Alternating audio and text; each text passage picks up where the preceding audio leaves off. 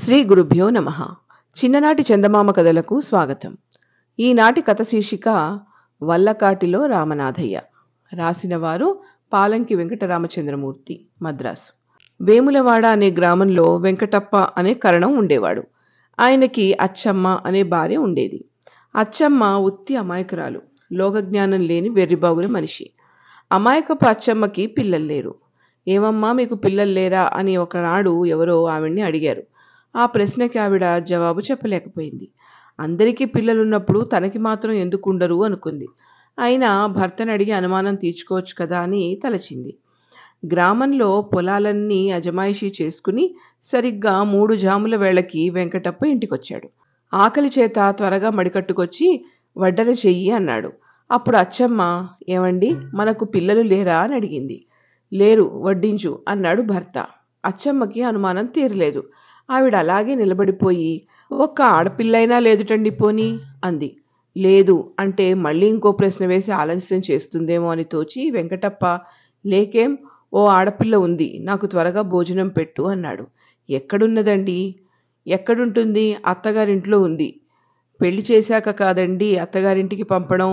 అవును, పెళ్లి చేసే పంపాను. అలాగటండి. అయితే మన అల్లుడెవరండి?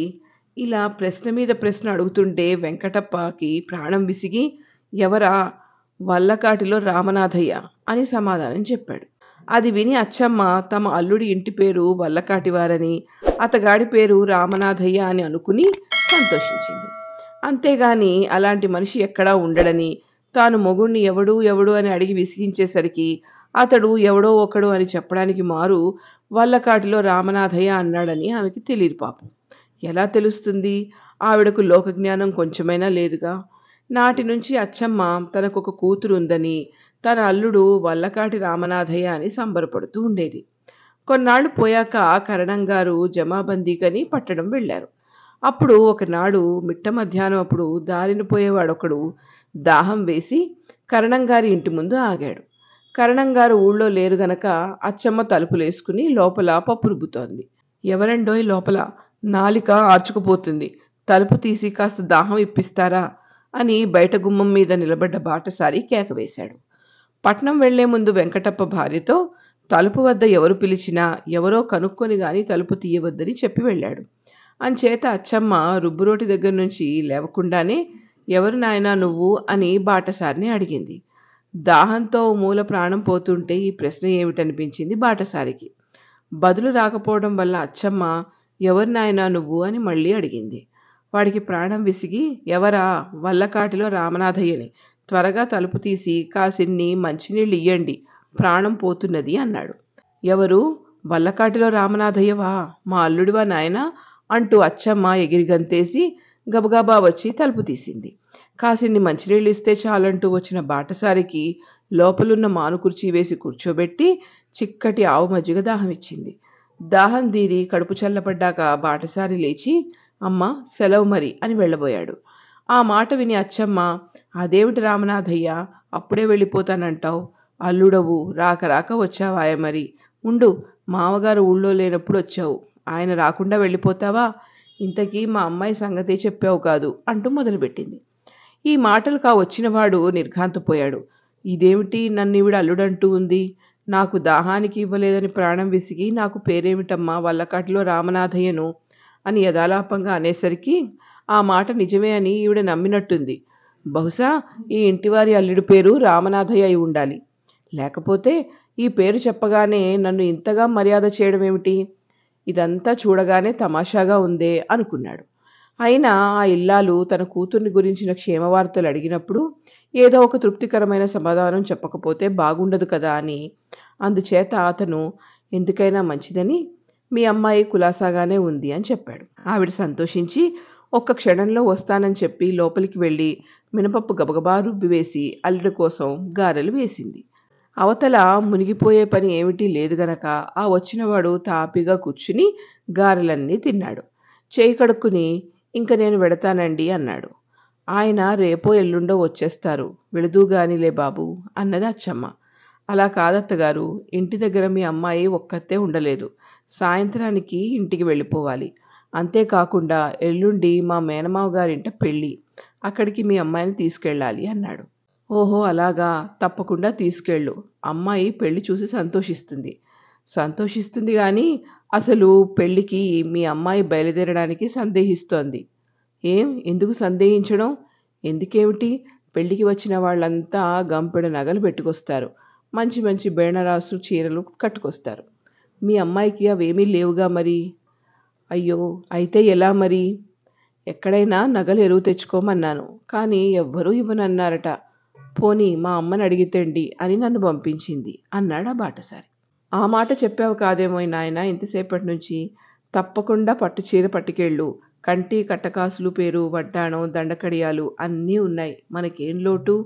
మళ్ళీ వారం తిరగకుండా పట్టుకు వచ్చేస్తారు నా అత్తగారు. ఆ మాట చెప్పావు కాదేమి నాయన ఇంతసేపటి నుంచిను. తప్పకుండా పట్టుకెళ్ళు. కంటి కట్టకాసుల పేరు, వడ్డాణం, దండకడియాలు అన్నీ ఉన్నాయి. మనకేం లోటు అంది అచ్చమ్మ. మళ్ళీ వారం తిరగకుండా పట్టుకొచ్చేస్తా అత్తగారు. వీలైతే పెళ్లి నుంచి వచ్చేటప్పుడు ఈ దారినే వస్తాం, నేను మీ అమ్మాయి. పట్టు చీరలు కూడా ఉంటే ఇవ్వండి. విలువైన చీరల మీదే నగలు వేసుకుంటే అందంగా ఉంటాయి. అలాగే ఇస్తాను, పట్టుకెళ్ళు నాయనా. అమ్మాయి కంటే మాకెక్కువ ఎవరు? మేము ఏం చేసినా అమ్మాయి కోసమే కదా అన్నది అచ్చమ్మ. తన నగలు పట్టుచీరలు ఎరువు ఇవ్వకపోతే తానెన్నడూ ఎరగని ఆ కూతురు పెళ్లికి వెళ్ళడం ఆగిపోతుందనిపించి అచ్చమ్మ లోపలికి వెళ్ళి పెట్టె తెరిచి ముద్దినుసు నగలు చీరలు తెచ్చి ఆ అతిథి ముందు పెట్టింది. వాడు తాపీగా నగలు బట్టలు తన సంచిలో ఇముడ్చుకుని, ఇంక వెళ్తాను అత్తగారు, ఇవన్నీ మళ్ళీ పువ్వుల్లో పెట్టి తెచ్చిస్తాను, వారం తిరగకుండానే వస్తాను అంటూ తన అదృష్టానికి మురిసిపోతూ దారిపట్టాడు. మర్నాటి సాయంకాలానికి వెంకటప్ప జమాబందీ నుంచి ఇంటికి వచ్చాడు. అతడు గుమ్మంలో అడుగుపెట్టాడో లేదో అచ్చమ్మ పుట్టెడు సంబరంతో, ఏమండోయ్, మన అమ్మాయి కులాసాగానే ఉందిట అంది. మన అమ్మాయా? మనకు అమ్మాయి లేందే. అదేమిటండి అలా అంటారు? మన అల్లుడే స్వయంగా వచ్చి పిల్ల కులాసాగా ఉందని చెబితేను అన్నది అచ్చమ్మ. అల్లుడా? ఎవడువాడు? ఎవడేమిటండి, వల్లకాటి రామనాథయ్యేనండి అన్నది అచ్చమ్మ.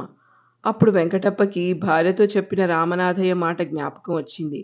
ఎవడో తన వెర్రిబాగుల పెళ్ళాన్ని మోసం చేసినట్టున్నాడని తోచి, ఏడేవాడు అని అడిగాడు.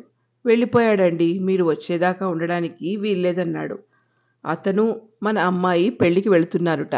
నా నగలు బట్టలు ఎరువు తెమ్మని అమ్మాయి అతన్ని పంపింది అని అన్నది అచ్చమ్మ. కొంపదీసి ఏమీ ఇవ్వలేదు గదా అన్నాడు వెంకటప్ప. అదేమిటండి, కూతురాయరి ఇవ్వకపోతే ఎలా? ఇంతకీ అచ్చంగా ఇచ్చివేశామా ఏమన్నానా?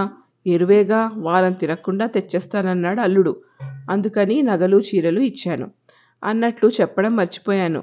పెళ్లి నుంచి ఇంటికి వెళ్ళేటప్పుడు అమ్మాయిని కూడా తీసుకొస్తానన్నాడండి అన్నది అచ్చమ్మ అమాయకంగా.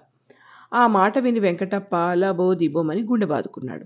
ఎంత తెలివి తక్కువ పీనుగువే అని అచ్చమ్మని తిట్టిపోశాడు. అంతకు మించి చేసేదేముంది? నిన్ను తిట్టి ఏం ప్రయోజనం? తప్పంతా నాది. మనకు అమ్మాయి లేదు, అల్లుడు లేడని చెప్పక వల్లకాటిలో రామనాథయ్యం మన అల్లుడు అనడం నాదే తప్పు. తెలివి తక్కువ వెంగళమ్మల ముందు వెటకారానికి పోతే ఇలాగే శాస్తి అవుతుంది అని ఏడవడం మొదలుపెట్టాడు.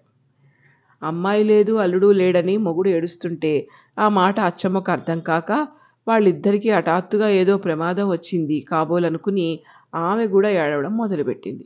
దానితో ఊరంతా పోగయి సంగతి తెలుసుకున్నారు. నగా నట్రా పోయినందుకు ఏడుస్తున్న వెంకటప్పని, లేని కూతురు అల్లుడు పోయారనుకుని ఏడుస్తూ ఉన్న అచ్చమ్మని ఓదార్చి వాళ్ళు చక్కగా వెళ్ళిపోయారు. అచ్చమ్మ తెలివి తక్కువ వల్ల ఇప్పుడు ఎన్ని నష్టాలు వచ్చాయో చూడండి. సంసారం సరిగ్గా నడవాలంటే ఇల్లాలికి లోకజ్ఞానం ఉండాలి. అందుకని స్త్రీలు చక్కగా చదువుకోవాలి అంటారు. ఇంతటితో ఈ కథ కంచికి, మనం ఇంటికి.